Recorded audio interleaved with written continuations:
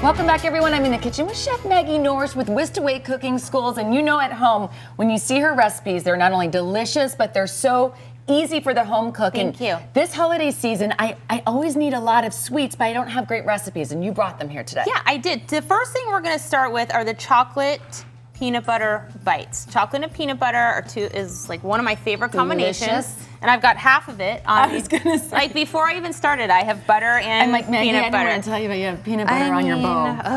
That's okay. I'm glad that you get messy too. I get really messy. So in the mixer, I have already creamed creamy peanut butter and butter. All right. I like to get that together first because if you don't do that, the butter gets kind of crumbly. I'm going to add confectioner sugar. Is that powdered sugar? It is powdered sugar. Yeah, I'm going to add that. And I'm not going to add all of it because I want to you'll wear it. I probably will wear it. You better stand back because it's going to show up more on you than me. And then I have brown sugar. Okay. So no shortage of sugar. No. I'm going to mix my this. sweet tooth covered. I know. Well, you've already been nibbling on some of this stuff. I can't help it. So we're going to mix that together. I want a fairly creamy texture, but I want to be able to pat it into or you're going to actually pat it into the bottom of the pan. This actually looks like a good texture. Oh, right okay. there. You don't want to overbeat it. You don't want to, but I'm going to add the nuts now. So it's going to mix even more. And what kind of peanuts? Are those salted or just normal unsalted peanuts? They're like lightly salted. Okay. They're those, it's like Virginia peanuts. I guess they're a little bit salted. Okay, so for this. This is so easy. I might add maybe if I were at home, I'd add a little bit more powdered sugar. So what you're going to do, is we're gonna dump this into that pan right there. So this is a jelly roll pan, and I'll pour it in. What makes it a jelly roll? It's like 15 by 9. It's got those high sides. Okay, now do I need to line it or?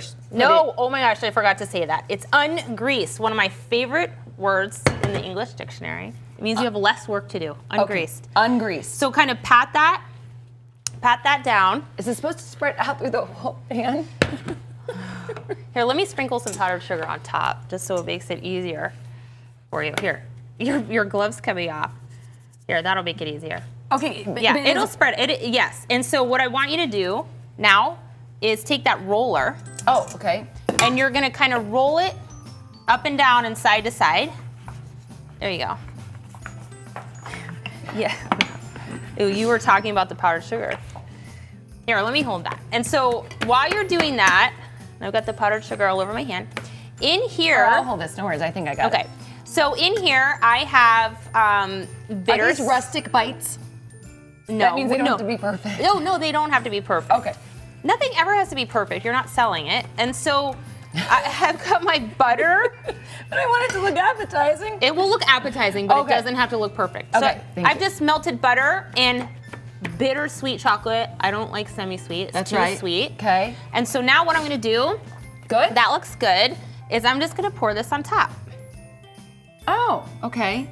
And then I'm going to spread it around. Is semi-sweet chocolate, that'd be too sweet, right? For me, a lot of people like overkill. Yeah. And especially we've got all that sugar in the peanut butter yeah, mixture. there's enough sugar to open up a open up a what? I like a sugar factory.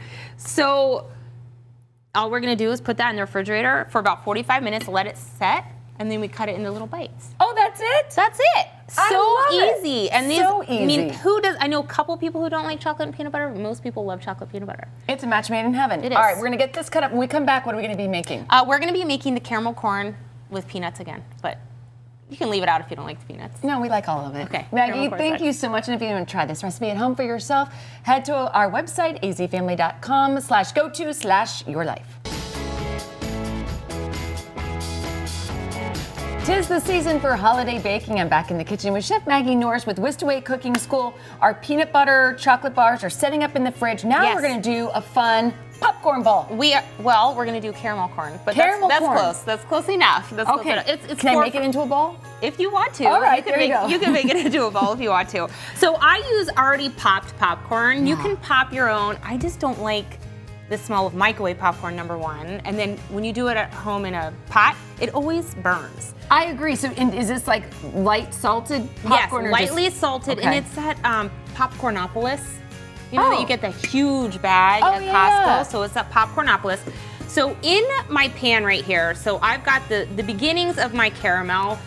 So I've got dark Caro syrup. You can use light Caro syrup if you want to. It's just going to change the color of the caramel. That's it. Okay, it's not the consistency or anything like that. I have butter and I have brown sugar, and there's salt in there as well. And a couple of popcorn bits that I there may or may flying. not be a couple. Don't put that in yet. No. So I just want to point out this candy thermometer. So you want a candy thermometer, and whenever people see a candy thermometer or in a recipe, they get a little nervous. That's me. But I agree. Like I may not do that because of that. well, all you have to do is just watch. And this, if it's going up to softball stage, which is right about 238, 240.